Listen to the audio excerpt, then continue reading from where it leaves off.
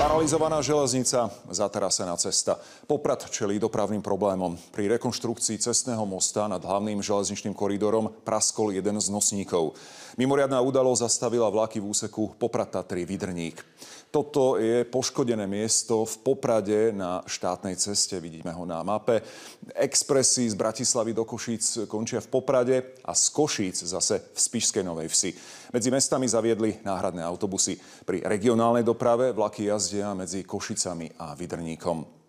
Výrazné meškania v stovkách minút, prestupovania, odrieknuté spoje. Dokazuje to aj odchodová tabuľa popradskej stanice z dnešného popoludnia. Most nad železničnou traťou podopreli a začali meniť nosníky. Pri ich dvíhaní nad ránom jeden z nich praskol a prelomil sa. Zastabilizovali ho žeriavom, aby sa nezrútil na koľajnice. Prvé dva nosníky sa nám podarilo odstrániť bez problémov. Pri treťom nosníku prišlo k tejto mimoriadnej situácii. Takže nie, že len nosníky sú ťažšie, ale každý je pravdepodobne v inom technickom stave. Nepočítame s tým, že by to spadlo. V prípade aj pokiaľ sa stane, že by to spadlo, budú urobené všetky opatrenia tak, aby bola ochránená železničná trať. Vlaky však zatiaľ v tomto úseku jazdiť nemôžu. Nie je to bezpečné. Železnice preto už ráno povolali náhradné autobusy.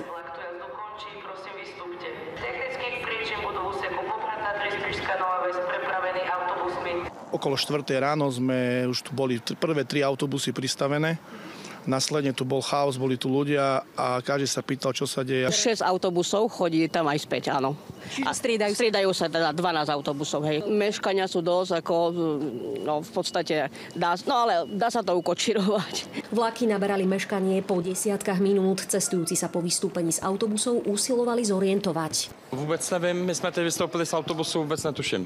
Ten vlak, ktorým som išiel, tu končil, ja som musel vystúpiť. Neviem, čo sa deje. Máme čas, v pohode. Už asi koľko meškáte?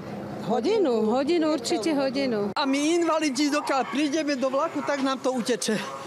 Ale je to strašné. Dobre, že ideme deň dopredu, lebo neviem, čo by sa nám ako udialo, lebo letíme potom ďalej, hej? Takže nie je to sranda. Cestujúci na železnici pod Tatrami ešte musia strpieť obmedzenia a meškanie. Železničná trať ostane na teraz uzavretá minimálne do konca týždňa. Táto trať bude na nej výluka do piatku do večera.